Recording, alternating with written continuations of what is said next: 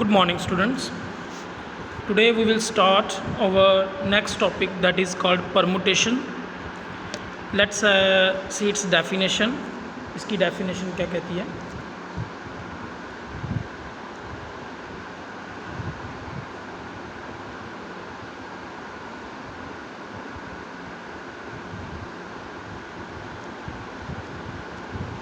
Let's have a look. It is an arrangement. बेटा सबसे पहले आपने एक वर्ड याद रखना है कि परमुटेशन क्या है, एक अरेंजमेंट है। लेट अस से अगर आपके पास ए और बी है, इसको आप कितने तरीक़ों से अरेंज कर सकते हो? इसको हम दो तरीक़ों से अरेंज कर सकते हैं। दैट इज़ एक मैं ए बी लिख सकता हूँ और एक मैं बी ए लिख सकता हूँ। क्लियर? तो दिस इज़ कॉल्ड अरेंजमेंट।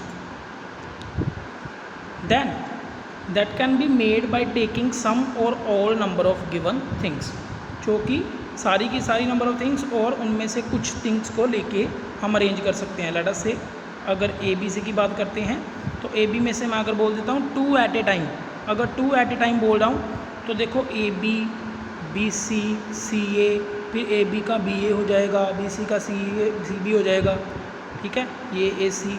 तो इस तरह से हम सारी की सारी भी ले सकते हैं और 2 एट ए टाइम भी ले सकते हैं, उनसे कम भी ले सकते हैं। ठीक है, so this is the complete explanation of the definition.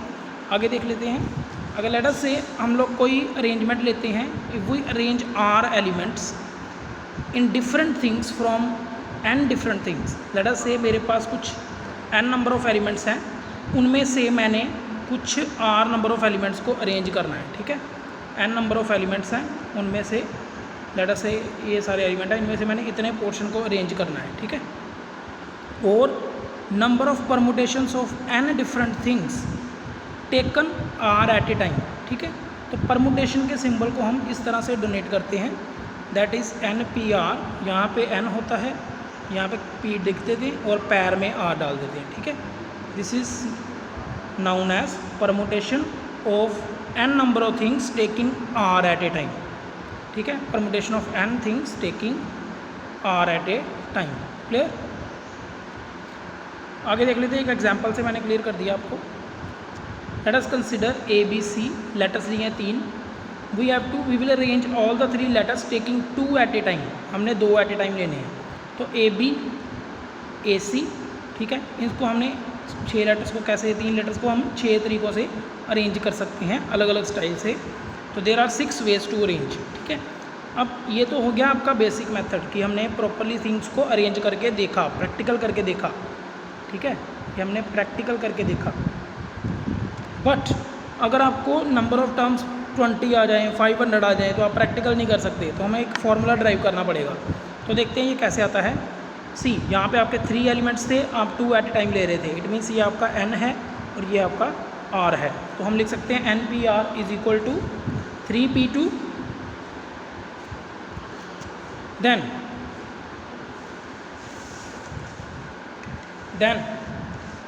हम इसको लिख सकते हैं, दैट इज़ 6 को अगर मैं ऐसे लिख दूँ 3 इंटू 2 इंटू 1।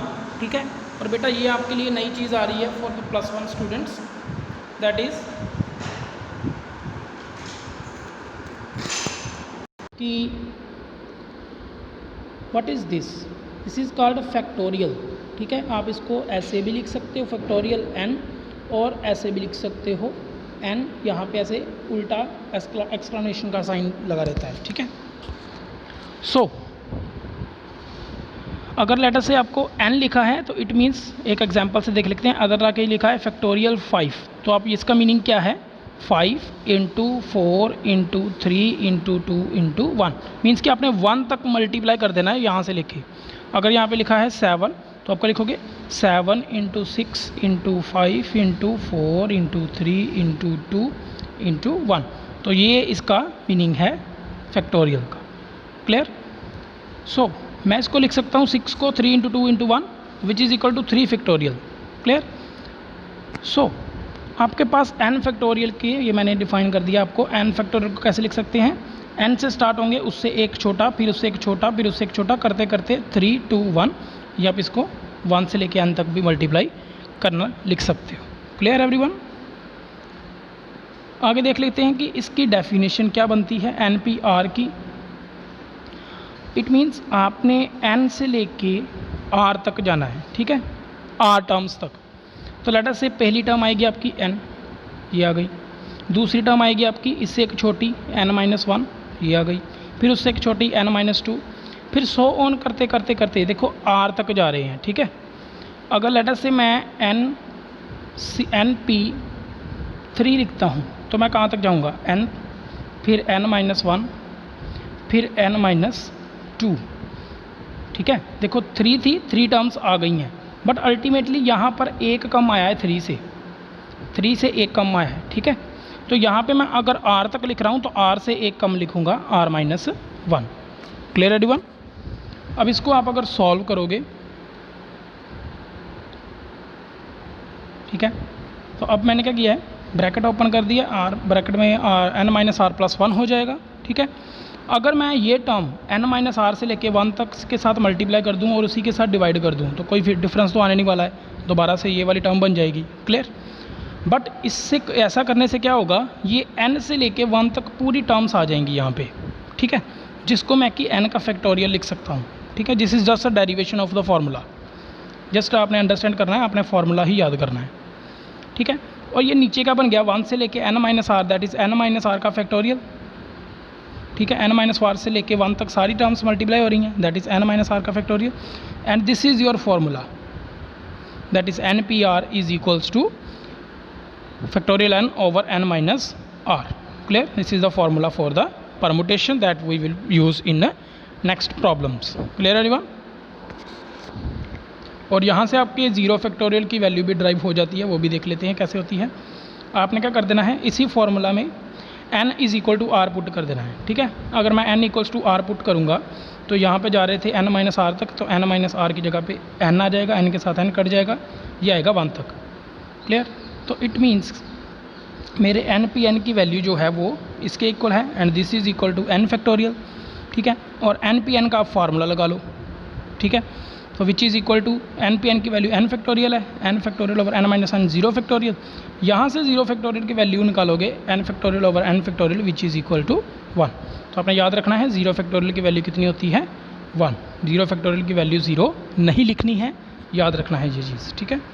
आपकी बुक्स में ऐसे भी लिखा होता है 0 का factorial which is equal to 1, तो ये इसको कंफ्यूज नहीं होना है, this is also equal to this. Clear everyone?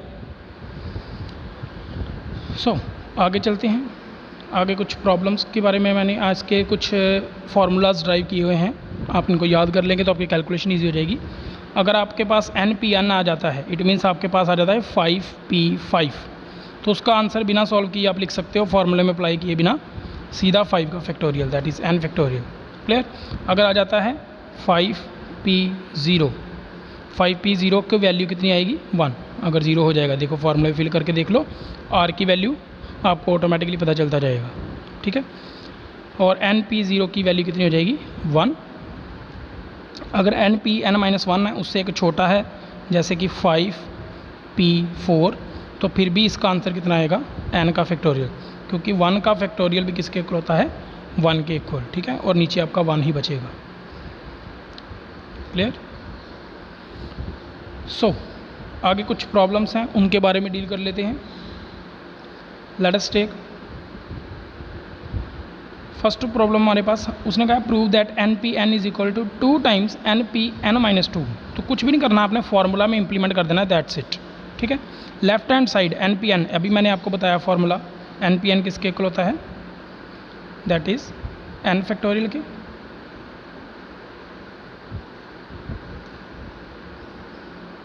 So left hand side तो हमारा n फैक्टोरियल आ गया। अब देखते हैं राइट हैंड साइड में क्या बनता है, n का फैक्टोरियल ओवर n-r, r आपका n-2 है, तो n-2 फिल कर दिया, ब्रैकेट ओपन करेंगे, n के साथ n कट जाएगा, 2 का फैक्टोरियल इक्वल टू होता है 2 × 1 के, ये 2 की इसके साथ कटिंग हो जाएगी, you will get again n factorial. So the left hand side is equal to right hand side and your prove is proved. Next एक और सम देख लेते हैं। यहाँ पे आपने n फाइंड करने के लिए बोल दिया उसने, ठीक है। आपको ये गिवन है p, परमुटेशन को अगर n ऐसे लिखा है तो इसका मीनिंग यही है np4। क्लियर? अगर ब्रैकेट में लिखा है तो, और अगर ये चीज़ लिखी है n2 तो np2। क्लियर। अब इसका आपने फॉर्मूला लगा लेना है सिंपली, ये इक्वालिटी की साइन पर है तो ये n फैक्टोरियल के साथ n फैक्टोरियल कट जाएगा।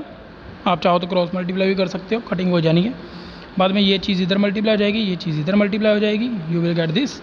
अब यहाँ पे बेटा एक आपने ट्रिक याद रखनी है, जो भी चीज़ आपकी यहाँ पे 2 की वैल्यू है, ठीक है, और यहाँ पर आपके पास n-4 है, ठीक है। अब आप क्या करोगे, n-2 को अगर मैं ओपन करूँगा, क्लियर, तो एक एक क्या कम होते जाना है, ठीक है। तो that is equal to n-2, ठीक है। इससे एक छोटा कौन सा आएगा, n-3, फिर उससे एक छोटा कौन सा आएगा, n-4। तो इट मीन्स हम लोग इस फैक्टोरियल के अंदर n-2 के अंदर n-4 का फैक्टोरियल देख सकते हैं। ये देखो यहाँ से लेके यहाँ तक n-4 का फैक्टोरियल यहाँ पे हमें गिवन है। तो ये दोनों वैल्यूज़ मैंने बाहर निकाल लेनी है और इसको पूरा लिख देना है n-4 का फैक्टोरियल, ठीक है एवरीवन, ठीक है। आपने देख लेना है कि किसके अंदर किसकी टर्म आ रही है, क्लियर। अगर लिखा है n-1 का फैक्टोरियल तो इट मीन्स यहाँ पे इसके अंदर n-3 भी है और n-5 भी है। n-1 लिखोगे, फिर n-2 लिख सकते हो, फिर n-3 लिख सकते हो, फिर n-4 लिख सकते हो, n-5 का फैक्टोरियल भी लिख सकते हो, क्योंकि इसके पीछे सारी की सारी टर्म्स आ रही हैं, क्लियर। तो ये इसके साथ इसकी कटिंग हो जाएगी। आपके पास लास्ट में बच गया n-2 into n-3 is equal to 20। अगर आपके पास 20 के फैक्टर अवेलेबल हैं 5 इंटू 4, तो 5 से 4 क्या है, एक छोटा है, और n-2 से n-3 भी क्या है, एक छोटा है। इट मीन्स n-2 5 के इक्वल हो गया और n-3 4 के इक्वल हो गया। वहाँ से आप n की वैल्यू निकाल सकते हो which is equal to 7। Otherwise आप क्वाड्रेटिक फार्मूला यूज़ करके भी n की वैल्यू निकाल सकते हो, that will be positive only, n कभी नेगेटिव नहीं होगा, क्लियर। नेक्स्ट देख लेते हैं। हमने अगेन यहाँ पे भी n फाइंड करना है। फॉर्मूला ओपन करने के बाद देखो n-2 n+2 7 किसके इक्वल हो जाएगा, n-5 का फैक्टोरियल, और यहाँ पर क्या है n-6 का फैक्टोरियल। तो n-5 को अगर मैं ओपन करूँगा ये बनेगा n-5, उसके बाद आएगा n-6 का फैक्टोरियल। तो ये मैं इसके साथ कट कर दूंगा, ये देखो यहाँ पे उसने कर दिया है n-5 को ओपन करके, और यहाँ पे इसके साथ क्या हो गई है, कटिंग हो गई है, क्लियर। देन ये n फैक्टोरियल के साथ n फैक्टोरियल कट गया, ये वाला इसके साथ कट गया, यहाँ बचा 30/1 और यहाँ सिर्फ ये चीज़ बची, क्लियर। देन आपने क्रॉस मल्टीप्लाई कर लेना है, you will get the quadratic here. बाद में आप किसी भी सेपरेटिंग मेथड से या क्वाड्रेटिक फार्मूला से इसका आंसर निकाल सकते हो, ठीक है। n could have 2 values also। Then again आपके पास नेक्स्ट क्वेश्चन आ रहा है, ये उसी को ही सॉल्व किया हुआ है, उसी का सेकंड पार्ट था। आगे देख लेते हैं। This is the next type जिसमें आपके पास रेशो गिवन है, this ratio is equal to 30/11। तो बेटा अभी वही है, रेशो को रेशो के इक्वल लिख देना है। यहाँ पे इसका फार्मूला ओपन कर देना है दोनों का, n+1 है तो ये बन जाएगा 10 का फैक्टोरियल ओवर 10 माइनस यहाँ पे r+1 है तो r+1 ब्रैकेट ओपन करोगे तो 10 - r-1 बनेगा, जो उसने सीधा लिख दिया यहाँ पे, क्लियर। देन फार्मूला ओपन करो, दिस इज़ क्रॉस मल्टीप्लाई हो जाएगा, ये 11 के साथ मल्टीप्लाई हो जाएगा, या इसको आप चाहो तो उन्होंने रेसिप्रोकल कर दिया है, 11 फैक्टोरियल ओवर दिस को 11 - r का फैक्टोरियल ओवर 11 फैक्टोरियल कर दिया। 11 को ओपन कर दो, उसके अंदर 10 का फैक्टोरियल आ जाएगा, 10 के फैक्टोरियल के साथ 10 का फैक्टोरियल कट जाएगा, ठीक है। और यहाँ पर उसने देखो 11 - r का फैक्टोरियल है, अब 9 को माइनस करोगे तो 8 बनेगा, ठीक है। 11 में से माइनस करेंगे तो 10 बनेगा, 11 - r कर दो, फिर नेक्स्ट जो आएगी वो आएगी 10 - r, फिर नेक्स्ट जो आएगी वो आएगी 9 - r, क्योंकि 9 - r का फैक्टोरियल हमें चाहिए तो इसको आपने फैक्टोरियल में डाल लेना है, इसके पीछे सारी टर्म्स हैं। तो ये वाला फैक्टोरियल यहाँ पे ये दोनों चीज़ें उसने बाहर निकाल ली हैं। देन आपकी कटिंग हो जाएगी बड़े आराम से, यू विल गेट दिस। तो अगेन 30 है, उसको ओपन कर लो, 6 × 5, क्लियर। और आपकी ये वाली वैल्यू 6 के इक्वल आएगी, ये वाली वैल्यू 5 के, यहाँ से आपकी वैल्यू आ जाएगी। चाहे आप इसको इक्वेट कर लो तो भी आपको r5 ही मिलेगा, clear. So this is all for today. just practice the related problems. I will send you the worksheet related to them later. Okay everyone, till then have a nice day. Thank you.